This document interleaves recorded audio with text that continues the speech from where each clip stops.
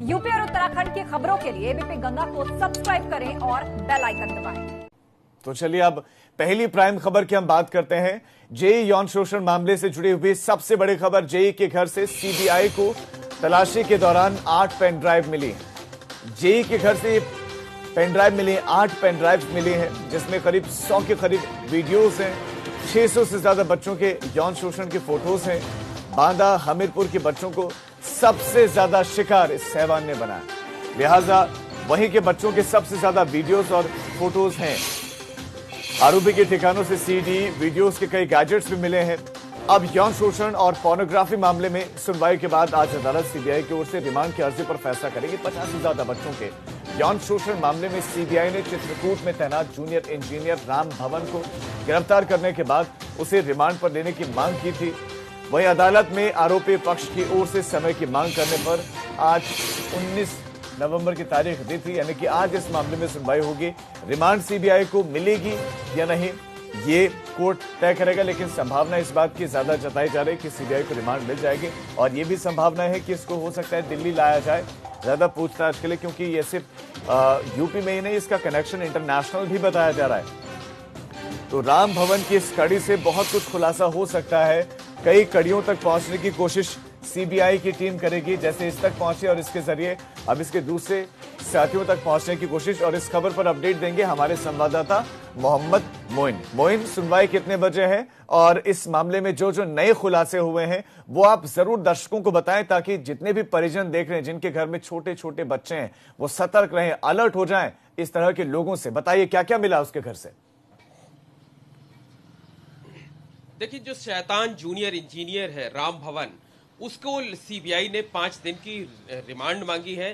Banda court में अर्जी दाखिल की थी। कल इस मामले में सुनवाई होनी थी, लेकिन राम भवन की तरफ से उसके वकील ने यह कहा कि उसने कागजात पूरी तरह से पढ़े नहीं हैं, इसलिए उसको कुछ मोहलत दी जाए। दरअसल वो मामले को लटकाना चाहता था, लेकिन कोर्ट ने सिर्फ 24 घंटे की मोहलत दी। आज दोपहर 12 बजे के आसपास सुनवाई होगी और ज्यादा संभावना इस बात की है कि कोर्ट 5 दिनों की जो रिमांड की अर्जी है सीबीआई की, उसको मंजूर कर लेगी। उसके बाद सीबीआई उसको चित्रकूट, बांदा और हमीरपुर या आसपास के जो अन्य जिले हैं जहां से सीबीआई को क्लू मिले हैं, उन जगहों पर लेकर के जाएगी, वो जगह देखेगी।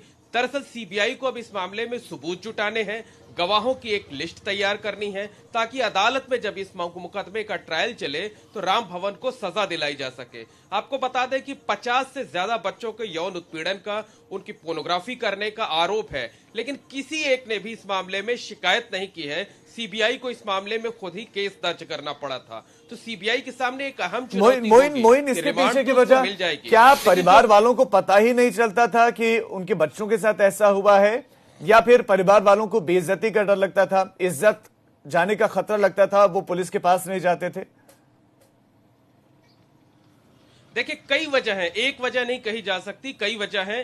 पहली तो ये कि जो बच्चे थे उनको ये लालच दे करके, डरा धमका करके उन्हें मुंह बंद रखने पर मजबूर कर देता था। दूसरी वजह यह थी कि जो पीड़ित पक्ष है, जो पीड़ित बच्चे हैं, वो बेहद गरीब परिवार के थे। उनको ये लगता भी नहीं था कि अगर वो ऊपर जाकर के शिकायत करेंगे तो उनके साथ इंसाफ हो पाएगा और जूनियर इंजीनियर को सजा हो पाएगी। और तीसरी एक वजह यह थी जो आपने कही कि उन पीड़ित परिवारों को इस बात का भी डर रहता था कि इस तरह के मामले का खुलासा होने पर वो समाज का सामना किस तरह से करेंगे, समाज की प्रतिक्रिया क्या होगी। और इन्हीं सब मजबूरियों का फायदा इंजीनियर राम भवन उठाता था। वो बच्चों को तोहफे देता था, डराता धमकाता भी था और अपने रसूख का इस्तेमाल करता था। चूंकि उसके पास पैसे अच्छे खासे थे, इसलिए कई बार वो पैसे दे करके मुंह बंद रखने पर मजबूर कर देता था। लेकिन अब सीबीआई ने उसे अपनी हिरासत में ले लिया है, न्यायिक हिरासत में है, और सीबीआई रिमांड चाहती है। और सीबीआई उन्हीं बच्चों के बारे में, उन्हीं पीड़ित परिवारों के बारे में पता लगाना चाहती है